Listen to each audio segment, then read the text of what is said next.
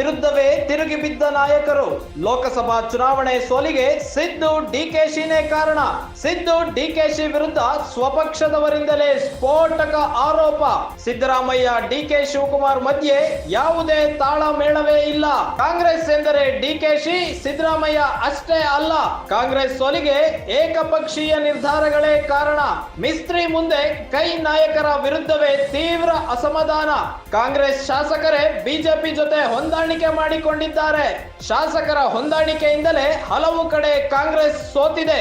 ವಿಧಾನಸಭಾ ಚುನಾವಣೆಯಲ್ಲಿ ಕಾಂಗ್ರೆಸ್ಗೆ ಲೀಡ್ ಬರುತ್ತೆ, ಆದರೆ ಅದೇ ಕ್ಷೇತ್ರದಲ್ಲಿ ಲೋಕಸಭೆಯಲ್ಲಿ ಬಿಜೆಪಿಗೆ ಲೀಡ್ ಕೊಡುತ್ತಾರೆ.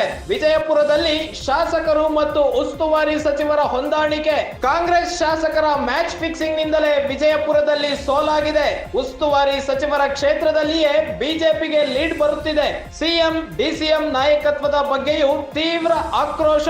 ವಿಧಾನಸಭಾ ಚುನಾವಣೆಯಲ್ಲಿ ಸಾಮೂಹಿಕ ನಾಯಕತ್ವವಿತ್ತು, ಲೋಕಸಭೆಯಲ್ಲಿ ಸಾಮೂಹಿಕ ನಾಯಕತ್ವವೇ ಇರಲಿಲ್ಲ. ಲೋಕಸಭೆ ಚುನಾವಣೆಯಲ್ಲಿ ಹಿರಿಯರ ಸಲಹೆಗಳನ್ನ ಪರಿಗಣಿಸಿಲ್ಲ. ಸಿಎಂ ಡಿಸಿಎಂ ಇಬ್ಬರೇ ಏಕಪಕ್ಷೀಯವಾಗಿ ನಿರ್ಧಾರ ಕೈಗೊಂಡಿದ್ದಾರೆ. ಪಕ್ಷದ ಹಿರಿಯ ನಾಯಕರ ಅಭಿಪ್ರಾಯಕ್ಕೆ ಮನ್ನಣೆ ನೀಡದೇ ಇರುವುದು ಸೋಲಿಗೆ ಕಾರಣ. ನಿಗಮ ಮಂಡಳಿ ನೇಮಕಾತಿಯಲ್ಲಿ ಸಿಎಂ ಡಿಸಿಎಂ ಬೆಂಬಲಿಗರಿಗೆ ಮಣೆ. ಲಿಂಗಾಯತ ಮತ್ತು ಒಕ್ಕಲಿಗ ಸಮುದಾಯವನ್ನು ವಿಶ್ವಾಸಕ್ಕೆ ಪಡೆಯುವಲ್ಲಿ ವಿಫಲ. ಕೆಪಿಸಿಸಿ ಕಚೇರಿಯಲ್ಲಿ ನಡೆಯುತ್ತಿರುವ ಕಾಂಗ್ರೆಸ್ ಪಕ್ಷದ ಸತ್ಯಶೋಧನಾ ಸಮಿತಿಯಲ್ಲಿ ಸ್ವಪಕ್ಷದ ವಿರುದ್ಧವೇ ನಾಯಕರ ಆರೋಪಗಳ ಸುರಿಮಳೆ ಸುರಿದಿವೆ. ಸಿದ್ದು ಡಿಕೆ ಶಿವಕುಮಾರ್ ವಿರುದ್ಧ ಸ್ವಪಕ್ಷದವರಿಂದಲೇ ಸ್ಫೋಟಕ ಆರೋಪಗಳು ಕೇಳಿ ಬರ್ತಾ ಇವೆ. ಕಾಂಗ್ರೆಸ್ ಎಂದರೆ ಡಿಕೆ ಶಿವಕುಮಾರ್, ಸಿದ್ದರಾಮಯ್ಯ ಅಷ್ಟೇ ಅಲ್ಲ, ಬೇರೆ ನಾಯಕರನ್ನು ಪರಿಗಣನೆಗೆ ತೆಗೆದುಕೊಳ್ಳಿ ಎಂಬ ಆರೋಪ.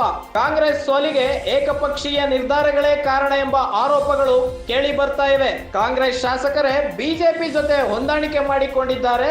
ಶಾಸಕರ ಹೊಂದಾಣಿಕೆಯಿಂದಲೇ ಹಲವು ಕಡೆ ಕಾಂಗ್ರೆಸ್ ಸೋತಿದೆ. ವಿಧಾನಸಭಾ ಚುನಾವಣೆಯಲ್ಲಿ ಕಾಂಗ್ರೆಸ್ಗೆ ಲೀಡ್ ಬರುತ್ತಿತ್ತು, ಆದರೆ ಅದೇ ಕ್ಷೇತ್ರದಲ್ಲಿ ಲೋಕಸಭೆಯಲ್ಲಿ ಬಿಜೆಪಿಗೆ ಲೀಡ್ ಕೊಡುತ್ತಿದ್ದಾರೆ ಎಂಬ ಆರೋಪಗಳನ್ನ ಇವಾಗ ಕೆಪಿಸಿಸಿ ಸತ್ಯಶೋಧನಾ ಸಮಿತಿಯಲ್ಲಿ ಆರೋಪ ಮಾಡಲಾಗುತ್ತಿದೆ. ಕಾಂಗ್ರೆಸ್ ಶಾಸಕರ ಮ್ಯಾಚ್ ಫಿಕ್ಸಿಂಗ್ ನಿಂದಲೇ ವಿಜಯಪುರದಲ್ಲಿ ಸೋಲಾಗಿದೆ ಎಂಬ ಗಂಭೀರ ಆರೋಪವನ್ನ ಮಾಡಲಾಗ್ತಾ ಇದೆ. ಉಸ್ತುವಾರಿ ಸಚಿವರ ಕ್ಷೇತ್ರದಲ್ಲಿಯೇ ಬಿಜೆಪಿಗೆ ಲೀಡ್ ಬರುತ್ತಿದೆ. ಸಿಎಂ ಡಿಸಿಎಂ ನಾಯಕತ್ವದ ಬಗ್ಗೆಯೂ ತೀವ್ರ ಆಕ್ರೋಶ ವ್ಯಕ್ತವಾಗ್ತಾ ಇದೆ.